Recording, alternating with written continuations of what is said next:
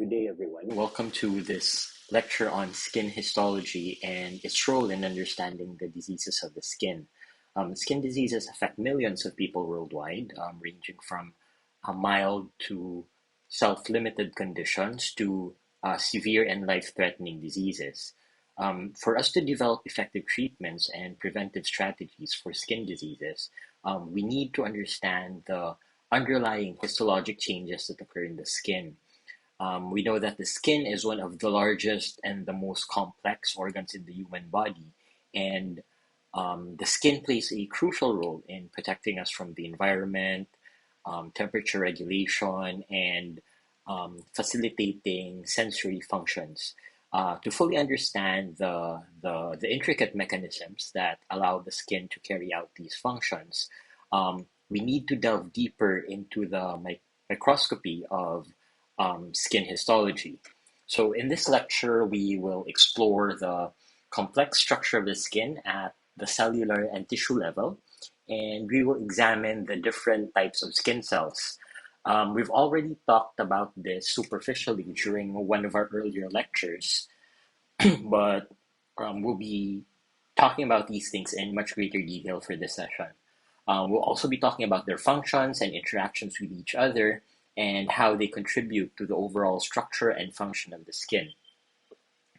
We will also discuss the different biochemical and physiologic process involved in maintaining the integrity of the skin barrier and protecting against environmental stressors such as ultraviolet rays, pollution, and different bacteria that cause infections of the skin. Understanding histology is essential not only for research or drug development, but also in understanding the changes that take place when a disease gains hold of certain parts of the body.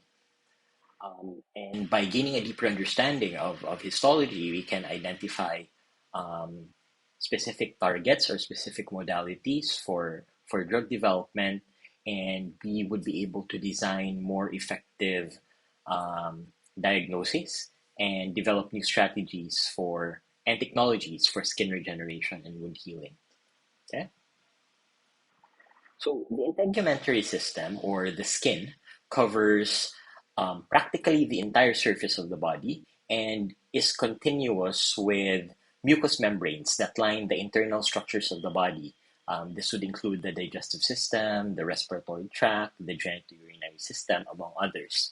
Um, they become continuous with these systems at um, the external orifices. So, for example, in the GI tract, it's in the mouth and the anus, the respiratory tract in the nasal cavity, etc., etc. The skin also lies the outer canal of the ear. It also covers the eardrums and is continuous with the conjunctiva of the eye at the level of the eyelid.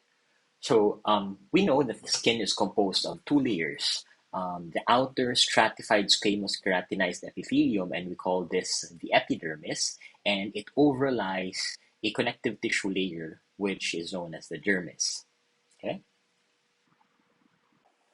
We generally think of the skin as composed of two general parts. We have the cutaneous membrane, which involves the two different layers of the skin, the epidermis and the dermis, and interspersed within these structures are accessory structures, which would include hair, nails, and the exocrine glands. Now, the skin plays important roles, important different functions, which would include protective, synthetic, sensory, heat regulation, and the like. In terms of protective function, it is the first line of defense from infections, pathogens, and harmful ultraviolet radiation.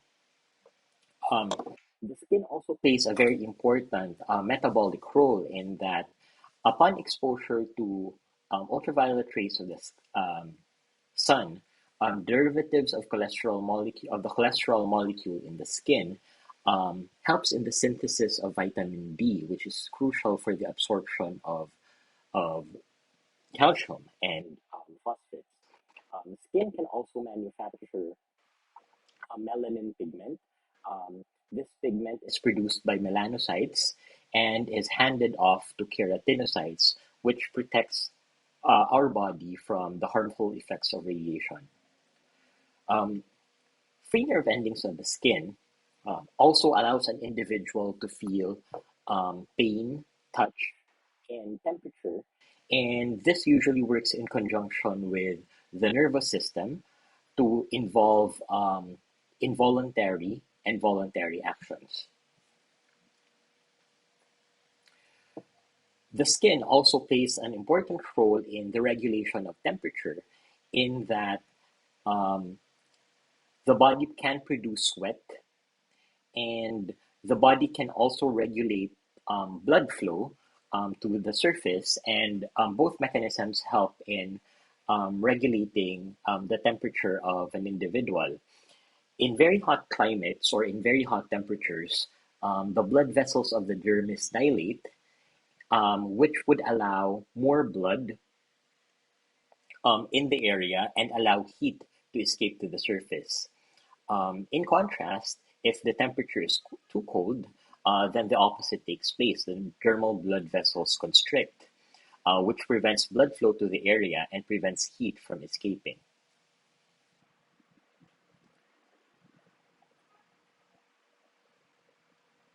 The skin also has an important excretory function, in that water, salt, fatty substances, urea, and other um, substances, particularly electrolytes, are removed from the body.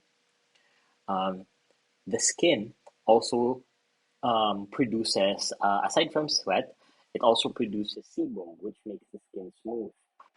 Um, the skin serves a useful means in regulating water balance of the body, and it does so by perspiration. So this would account for one of the sources of water loss in the body. Okay. Now, insofar as the structures of the skin are involved, we typically think of the skin in three layers. We have the epidermis, the dermis, and the hypodermis. Okay, epidermis on top, the dermis in the middle, and below that you have a layer of subcutaneous tissue known as the hypodermis. So, as what we've kept on mentioning, the epidermis is the most superficial layer of the skin. Um, it is composed of multiple layers of squamous keratinized epithelium. So it is a stratified um, epithelium. Um, this structure tends to be avascular. You don't really see a lot of blood vessels coursing across the epidermis. And in fact, um, the only layer of the skin, as we will be talking about later, that has direct contact with the blood vessels would be um, the lowest layer of the epidermis. Okay, nutrients and oxygen. Therefore, since the blood vasculature is fairly poor, um, nutrition and whether it is through the various nutritional molecules or oxygen actually diffuse from the dermis into the epidermis. Okay, um, the epidermis serves as the first barrier of protection from the invasion of foreign substances, and this is facilitated by um, the major and the most predominant cell type in the epidermis, which are the keratinocytes. The epidermis is composed of five layers, and or four layers, depending on how thick the skin is.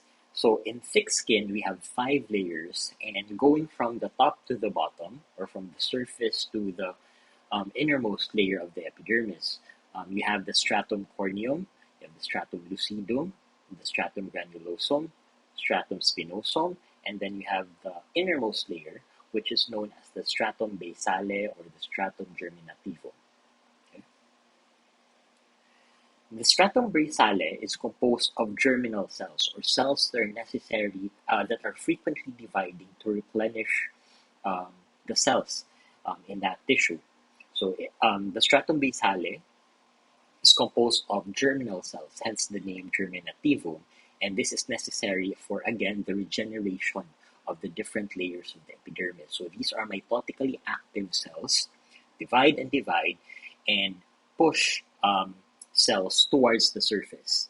So the trend here is that the stratum basale keeps producing new cells that are pushed outwards, and as these keratinocytes mature to the surface, they undergo several changes in cytology and histology as they move up to the surface. The stratum germinativum is separated from the dermis by a thin layer of basement membrane. Okay, and as mentioned, after after mitosis, a newly formed cell will undergo maturation, and as it matures towards the surface, it tends to accrue a lot more filaments. It starts to produce a protein called keratin.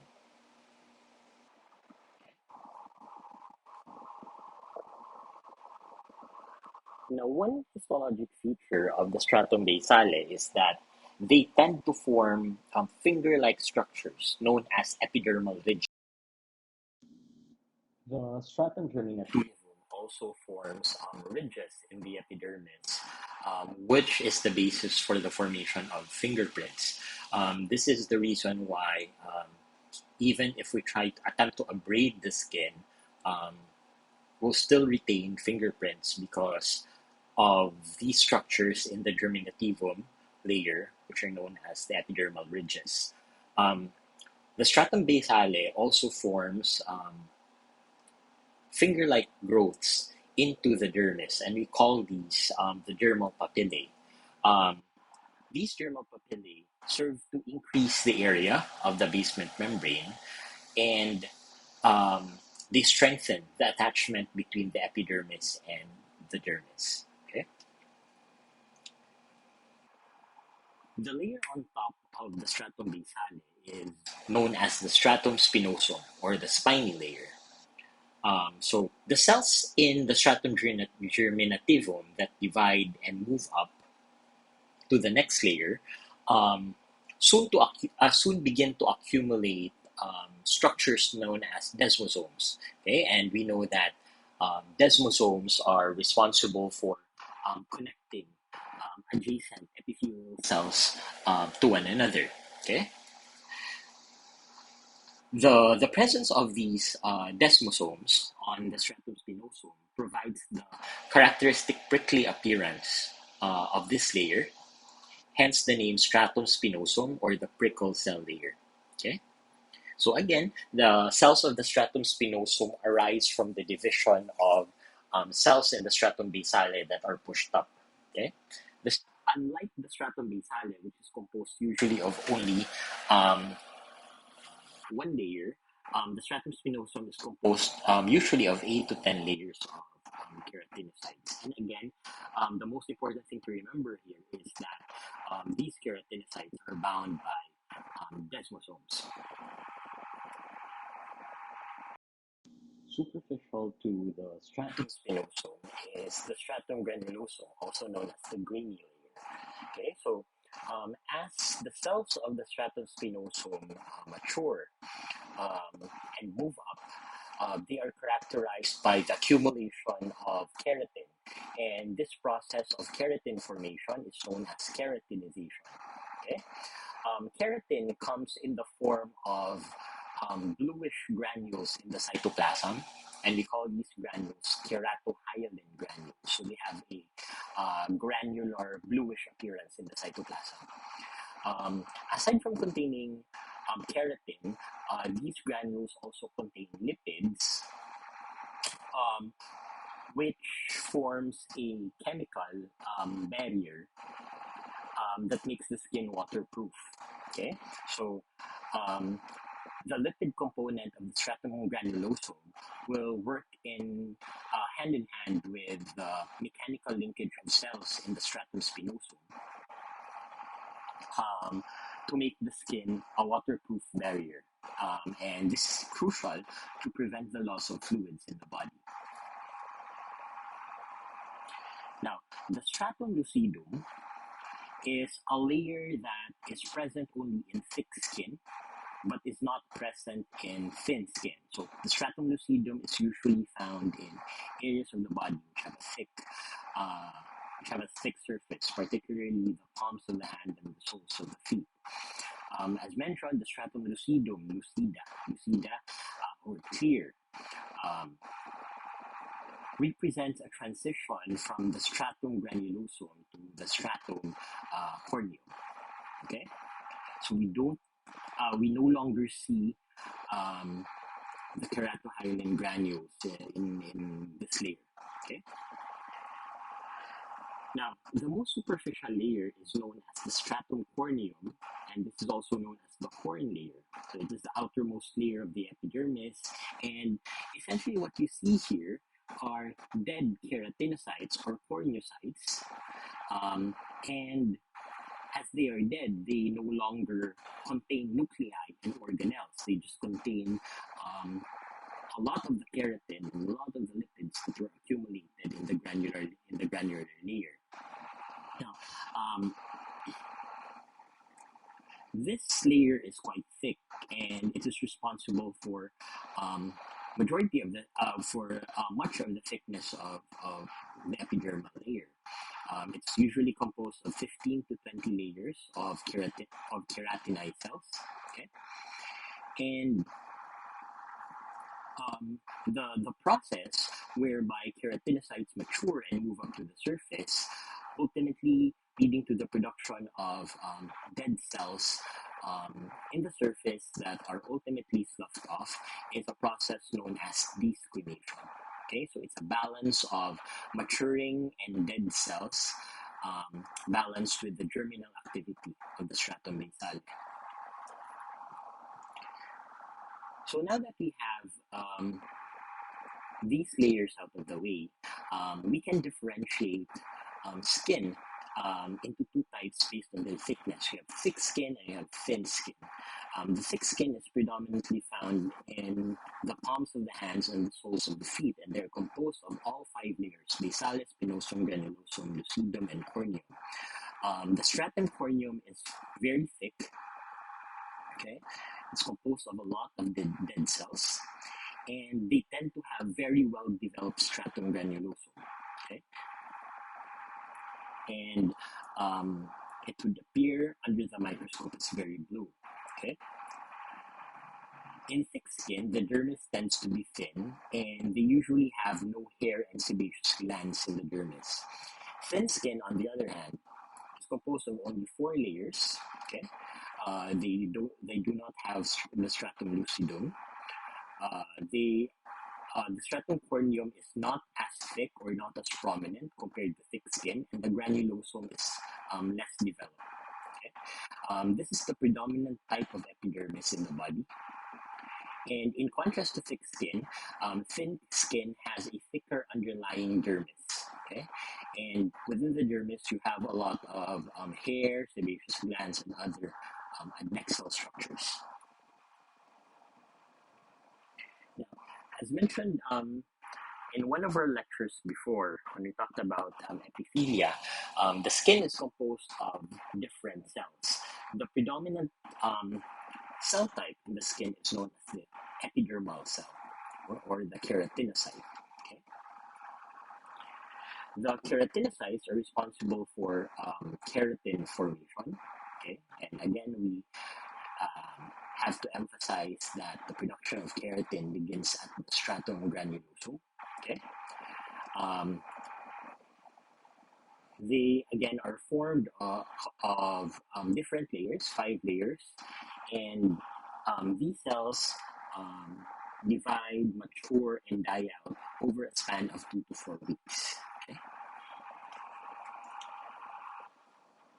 While the keratinocytes are the most predominant cell type in the epithelium, you also have quite a few cells that are crucial in the functioning of the skin. One of these cells is a cell type known as the melanocyte, and they are usually found interspersed interspersed with germ cells of the stratum basale. Um, so how do they look like? They are branched cells that have, of course, nuclei, and they contain a lot of organelles, a lot of specialized organelles. This cell is responsible for production of a certain protein that is responsible in pigmentation, and we call this protein melanin. Okay, melanin is um, derived from the amino acid tyrosine. Okay, um, through the action of an enzyme called tyrosinase. Okay, and it is converted into intermediary molecules, and the resulting product is a black pigment. Okay, um, mel- please note that melanocytes only serve to produce melanin. Um, the melanocytes actually give or secrete these um, melanosomes into the adjacent keratinocytes through the tendrils that extend. So again, remember that melanocytes are branch cells. So these melanosomes are given off to adjacent keratinocytes, which then take them in through a process known as phagocytosis.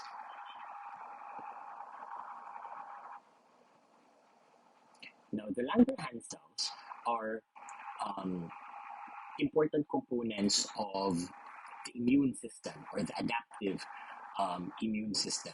Okay, they are important in immunity in that Langerhans cells serve as antigen presenting cells of the skin. Now, what do we mean by that? Antigen presenting cells serve to gobble up foreign substances and partially digest them. Okay, they attach these partially digested fragments to a molecule that they produce known as major histocompatibility complex, or MHC. Okay, within um, within these antigen-presenting cells, the Langerhans cells included, they have specialized molecules known as major histocompatibility complex molecules, wherein partially digested fragments of whatever substance or whatever foreign substance they ate up are conjugated to these MHC molecules. Now, these MHC molecules plus these partially digested substances are moved up from the cytoplasm into the cell membrane, which will then be recognized by T lymphocytes. Okay, and this process is um, crucial in eliciting T cell mediated immunity. Okay, the Langerhans cells are usually found in the upper layers of the stratum spinosum, and as with most dendritic cells or antigen presenting cells, they tend to have a branched shape. Okay,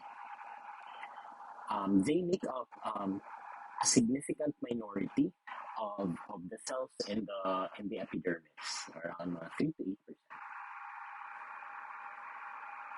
Okay.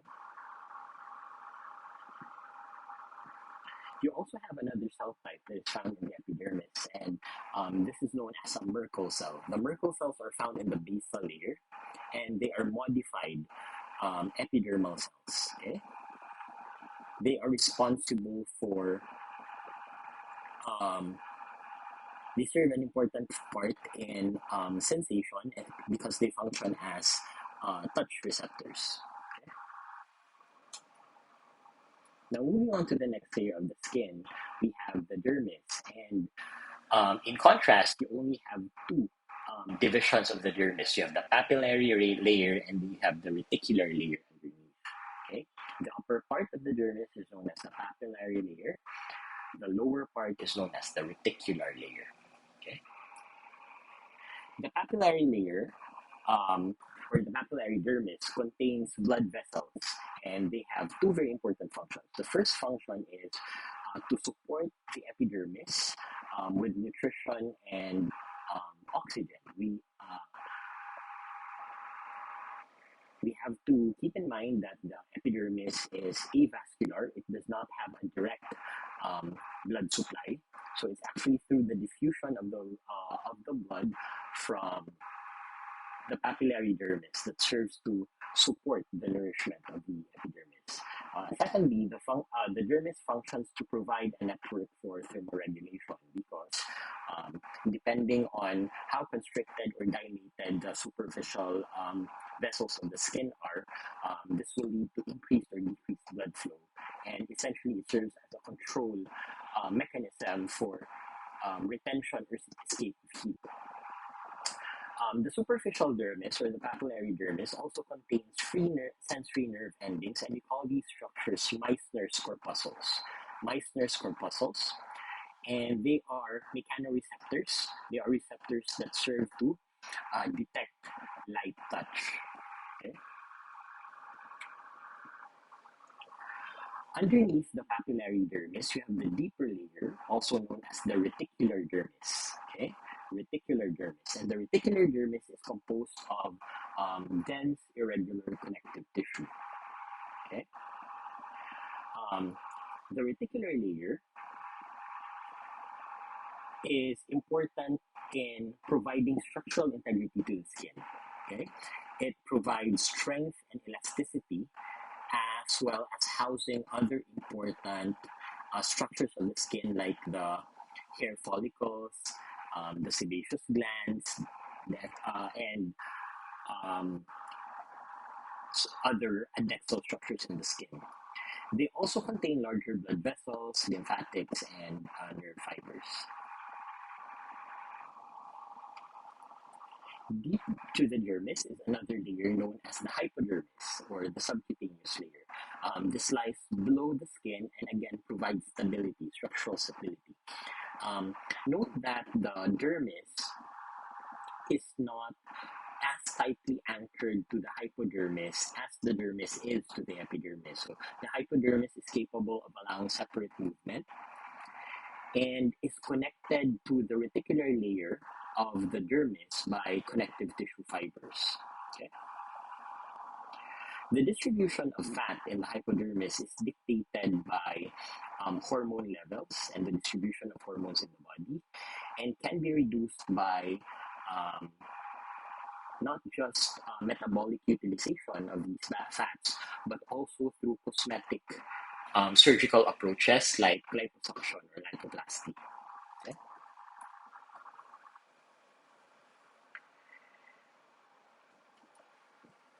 As what I have mentioned earlier, aside from the dermis and the epidermis, you also have structures interspersed within the skin, and we call them adnexal or accessory structures. These include hair and hair follicles, sebaceous glands, sweat glands, and our nails. Now, the hair and the hair follicles, hair is produced by hair follicles, which are made up of keratinized epithelial cells. Okay? Also interspersed within the hair follicles are melanocytes, which provide pigment for hair color. Okay, so the hair follicle is um, enveloped by dermal and epidermal sheaths, and in the bottom you have the matrix or the growth zone or the germinal zone of the hair follicle. Okay, you also have connective tissue um, containing in the form of papilla that contain blood vessels to support the growth of these epithelial cells. So in a way, hair follicles actually resemble um, the layers of the skin. You have the germinal layer, you have the dermal and epidermal sheaths, and you also have melanocytes as well. Now, the hair shaft is composed of three layers. The innermost layer is known as the medulla. Okay, the medulla, which is located in the middle or in the core, and these contain dead cells containing soft keratin. Okay, um, just outside the medulla is the cortex, which is a middle layer composed of dead cells that contain hard keratin to provide stiffness. Okay, and then the cuticle contains overlapping dead keratinized cells, and this tends to form a shiny surface. So it's from the inside going out. You have you have the medulla, the cortex, and the cuticle. So you can actually think of the hair follicles and the hair as a specialized structures of the skin in that they have a lot of similarities in the structure, except that in the hair follicles and the hair shaft, they tend to be arranged in a tubular conformation instead of the sheet-like instead of sheets, um, as can be seen in the skin. Okay, there are also other structures that play an important role in the histology of the hair in the hair follicles. You have a smooth muscle known as the erector pili, which causes hair to stand up. Because it's smooth muscle, we know that this is involuntary. We cannot control the action of these muscles, and this is responsible for the formation of goosebumps when our hair stands on end. Also attached, also adjacent to the hair follicle and the erector pili are sebaceous glands which serve to lubricate the hair.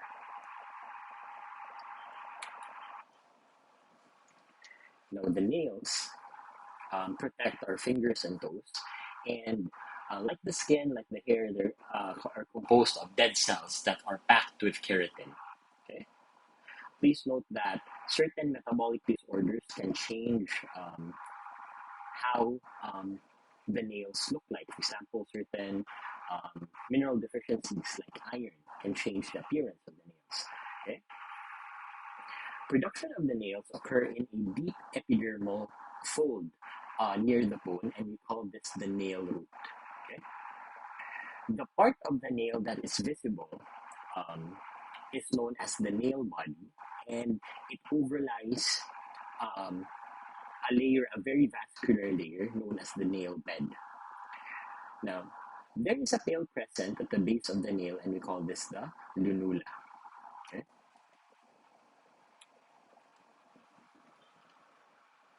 We also have eccrine and apocrine sweat glands within the dermis. Eccrine sweat glands are responsible, secrete their uh, their their secretions through merocrine secretion. So a portion of the cytoplasm is released, and they empty directly into the skin surface. Okay.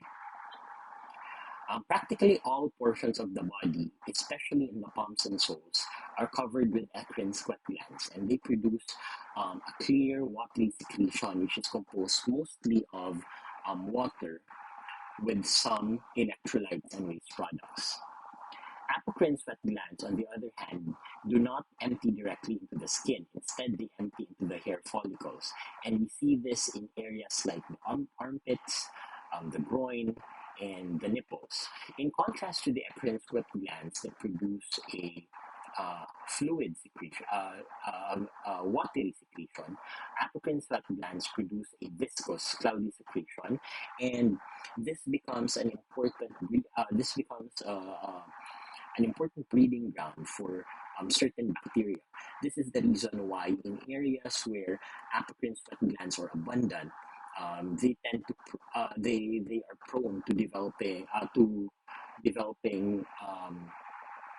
bacterial growth and infections or very strong odors. Okay.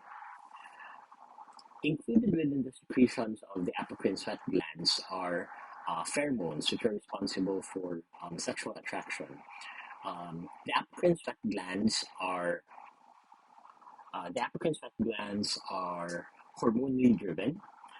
The secretion of these glands tend to begin at puberty and may be stimulated during severe emotional stress. So that ends our lecture for the integumentary system. If there are any questions, kindly um, type them into our Telegram um, group, and I'll try to answer them as soon as I can.